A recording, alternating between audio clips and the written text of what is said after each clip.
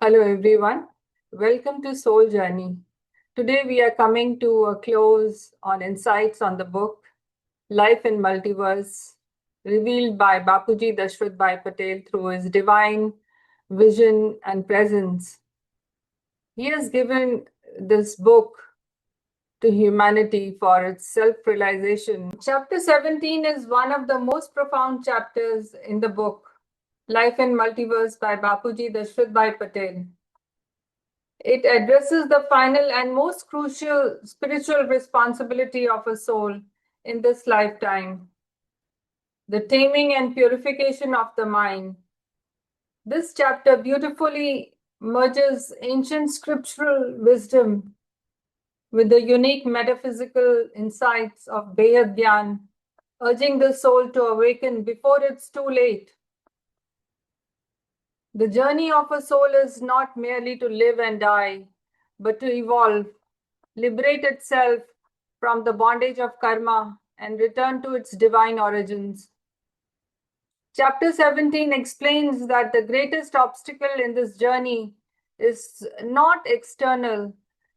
It is the uncontrolled, untamable mind that keeps running around. And it's very malleable as well. So the mind is both the cause of liberation, that is moksha, and the cause of downfall. It is a trap. It is the mind that constantly creates desires. It traps us into the world of Maya with these desires, leading to actions that bind the soul further into the cycle of birth and death. This chapter introduces a critical distinction. The mind gathers data and drives desires based on sensory input, while the intellect is responsible for discernment or Vivek. When the intellect fails to control the mind, the soul gets pulled into worldly attractions, delaying or derailing its ultimate goal. Bapuji provides a relatable analogy of a student during exams who must suppress the desire to play in order to do well, achieve long-term success.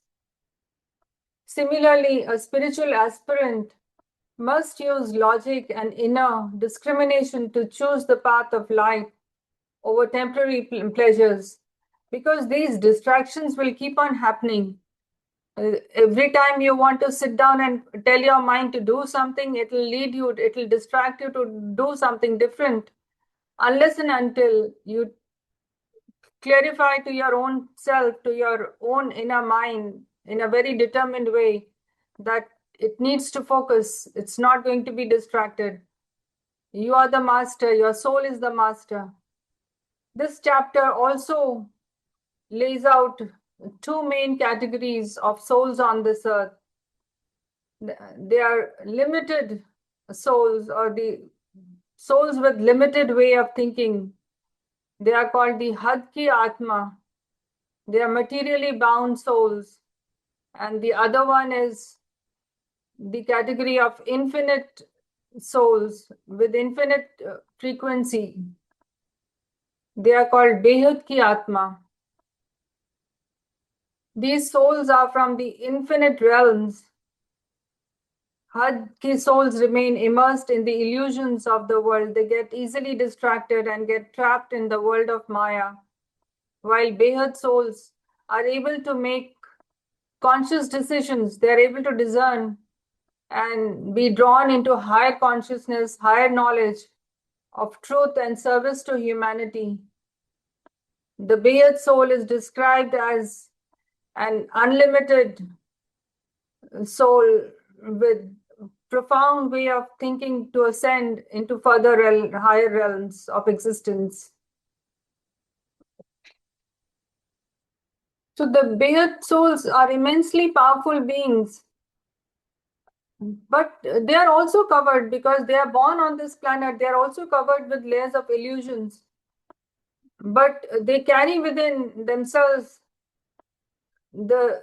somehow the inner knowing of the supreme divine light that is more luminous than trillions of suns, they aspire and they work towards that awakening. The structure of the human system is also explored in this chapter 17, the final efforts of a soul in the present time. You know, Hudki Atma has three bodies, the limited souls, the limited souls as we are in the present condition state of life now. It has three bodies, the physical, subtle, and the causal. The Behad Atma carries five physical, subtle, causal, supracausal, and supreme supracausal bodies.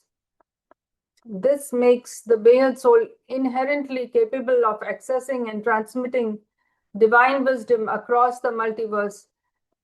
Whenever it is awakened, it has to awaken to that realization that work has to be done, whether it is Hudki Atma, it is a soul with limited perception, or it is an unlimited soul, or Behad ki Atma. Here we also learn about the final effort of the soul is not an external task, but an internal, inner awakening of the soul. Through practices like meditation or yoga, devotion, bhakti, knowledge, that is Gyan, service, that is Seva, and divine embodiment, that is Dharana, the soul gradually peels away karmic layers. Each one of these practices are important. Meditation, devotion to a certain extent, because devotion without knowledge doesn't really stay for long.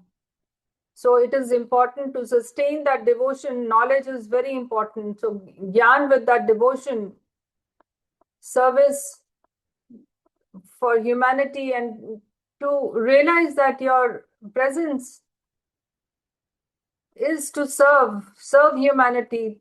Your life is an offering actually. And so with all these, the soul gradually peels away all the karmic layers once that recognition is there and that inner work is in progress. This path is not easy. Any mistake, even for a second, like even if you have an intention, a negative intention or any sort of intention can set back the progress. As Bapuji has said that both good and bad deeds can create karma. The only thing that doesn't create a karma is that you do not wait for the outcome. You do not aspire for an outcome. You are doing your deeds as you are supposed to do. You are doing it as a service, not in anticipation of receiving the rewards for it. Earth is referred to as Karmabhoomi, or the land of karma, where you perform your action, perform your duties. It's the field of actions where souls come to settle past accounts. Hence, each moment should be treated as a golden opportunity. Importantly, the soul's goal is not just its own liberation, but to serve the entire creation. Like as we said, it is service. It is in a way, it is the divine embodiment. Seva is a divine embodiment too. That you desire, you aspire to be of service. Importantly, the soul's goal is not just its own liberation, but to serve the entire creation.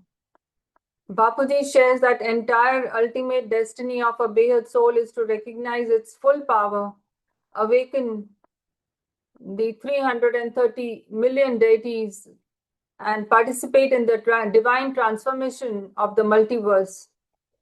This is a call for collective enlightenment, not an isolated salvation. This is a very important thing. It is a collective enlightenment. And there is a deep truth in this chapter. It provides a source, it provides direction for true liberation, true freedom that lies in surrender. When the soul entrusts its mind completely to the Supreme Father, when each thought becomes pure offering to the Almighty Authority, then the journey of the soul reaches its pinnacle. So this is a mirror and a roadmap for each one of us.